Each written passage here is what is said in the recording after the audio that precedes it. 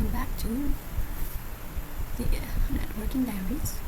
Welcome back, network friendlers. Today, we're simply changing our links with EtherChannel, combining multiple physical ports into one megalink for higher throughput and redundancy.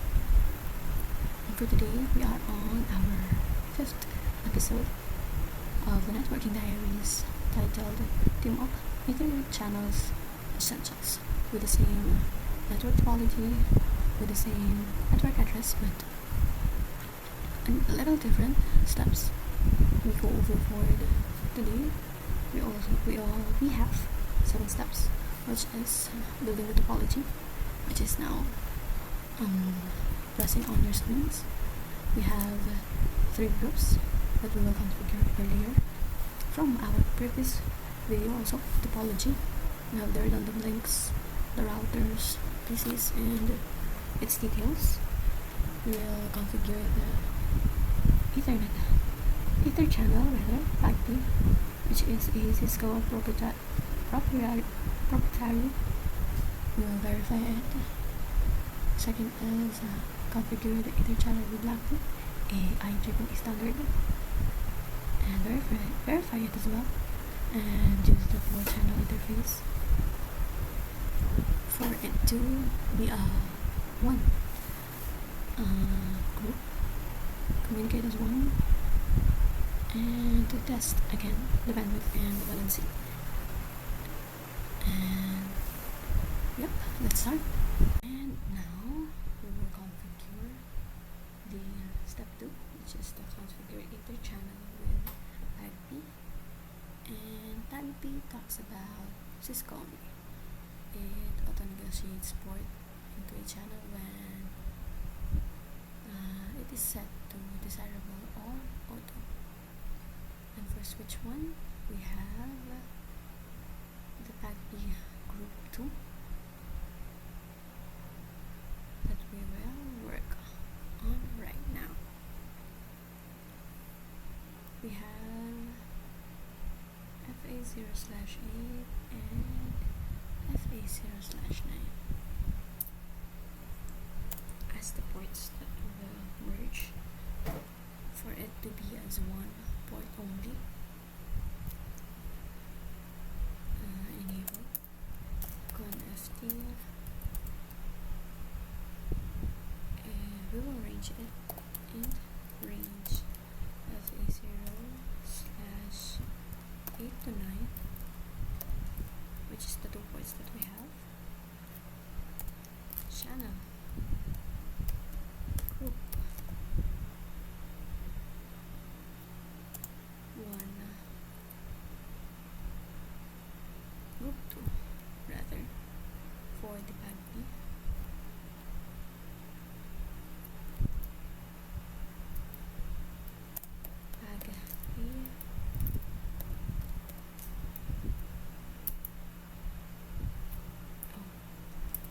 Channel group 2, and we will now channel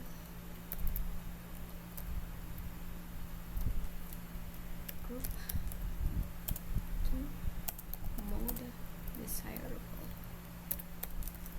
It is the command that we will use when we talked about PAGP. Is either desirable or auto. Okay, let's exit. No, enter and exit. We will do the same on this one, since it is the other end of the switch. Enable conft. It has the same ports 0/8 to 9.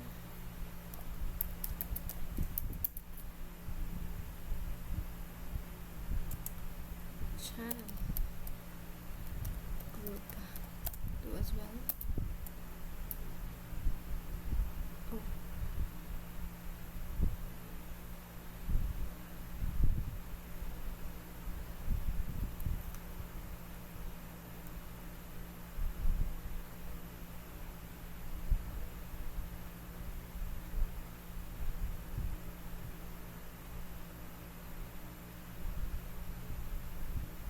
we need to have channel mode group 2 mode desirable mode desirable.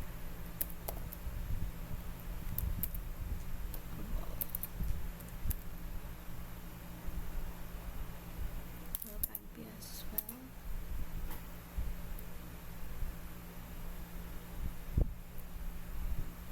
And that's pretty much it for the PAGP. We just need to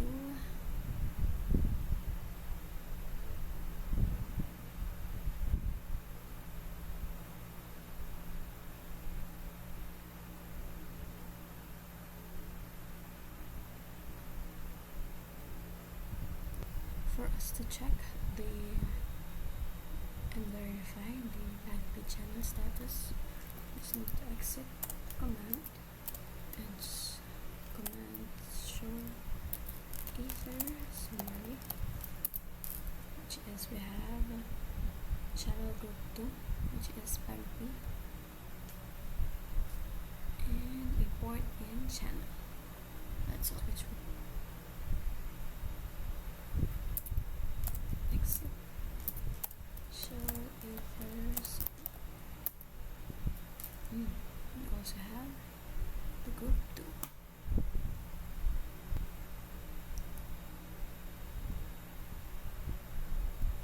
And let's go another PAGP for F0/5 and F07. That is group 3.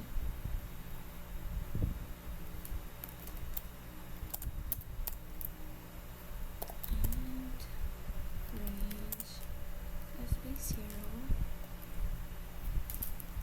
FA05 and 7,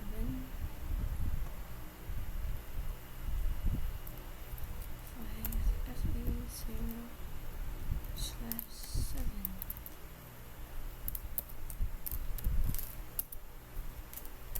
We will use channel group 3 mode desire for the PAGP,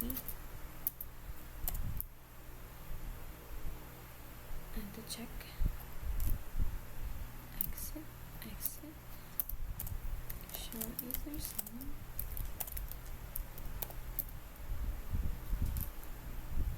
Though it's still inactive since the other end is not configured yet, but we still have the PAGP. Let's configure this one to check if con ft and range fa0/5 and fa0/7 channel group 3 mode desirable again, since we are doing PAGP. And exit. Let's check.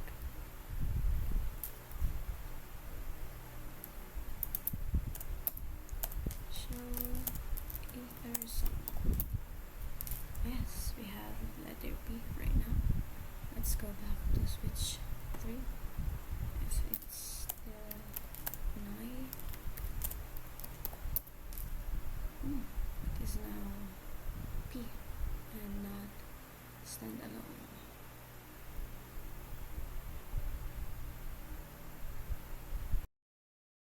Let's dive into the LACP, which is a IEEE standard. Let's just enable this on FT. On LACP, we use a passive and active command, which is a vendor agnostic and is for multi-vendor environments. compared to the PAGP, which is just used on Cisco languages. And this mode actively sends a LACP hello packets, and they both work together. And let's configure it now. What ports do we have? We have 4 and 6 for the LACP. Let's go to switch 1. Int FA's 8-bit range. So we can do 0/4 and FA 0/6, if I'm not mistaken. Let's check it again. 4 and 6. Channel group. This is channel group 1. This is a LACP 1 mode active and exit. We can check it. It's still an I since we are not configuring the other end yet. So EtherChannel, it's an I, and we have a LACP port channel here. Let's configure the other one. Enable conft. We have int range FA04 and FA06. We also use channel group 1 again.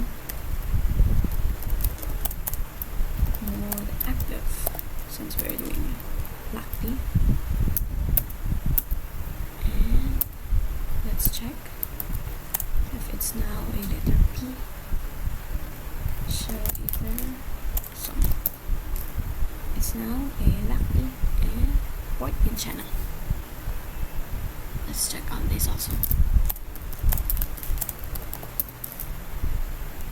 It's both letter P, which is a port in channel. And right now, let's use these port channels as one to logically have a interface like we have also earlier. Let's use enable conft.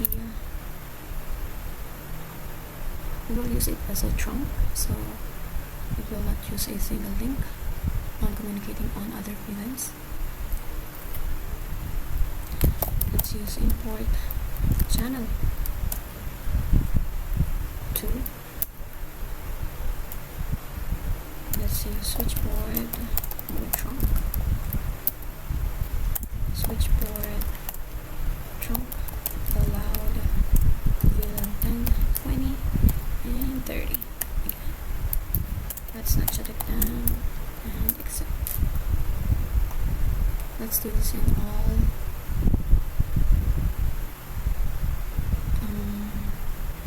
channels that we have.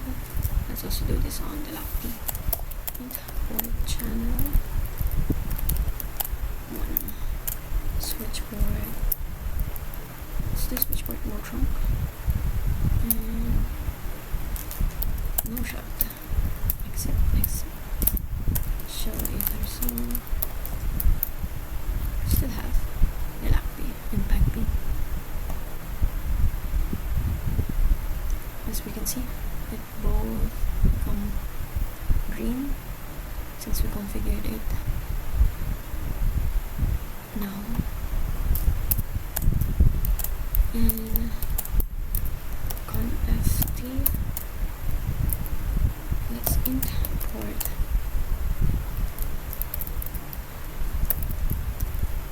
channel 1. We'll also do switchboard mode trunk. Switchboard trunk allowed VLAN 10, 20, and 30. Let's not shut it down. do the same on the group 3. Input channel 3. Switch port mode trunk and no shutdown. Exit. Exit. Check if there is ether zone. There is. And lastly, on the last switch. And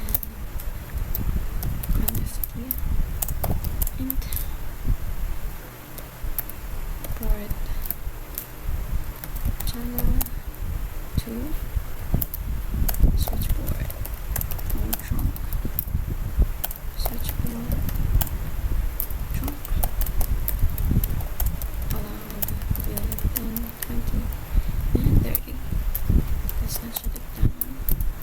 No shut. Exit.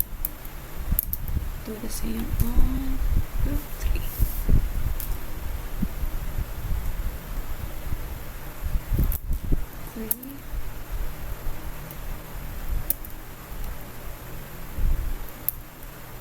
Let's not shut it down. And that's pretty much it. You can see that it's now all green, and it's a good sign that we have used the verification and configuration right. We are now down to testing the bandwidth and redundancy of the configured ether channels, and the battery traffic generator will do a shutdown on one cable here. Let's try to shut down the in-channel import FA04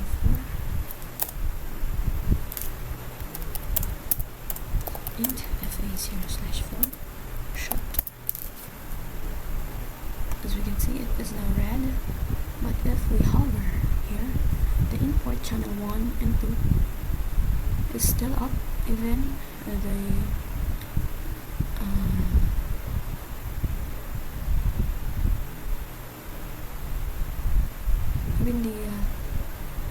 what do you call this? The links and the ports are now shut down, and we can still send packets with a successful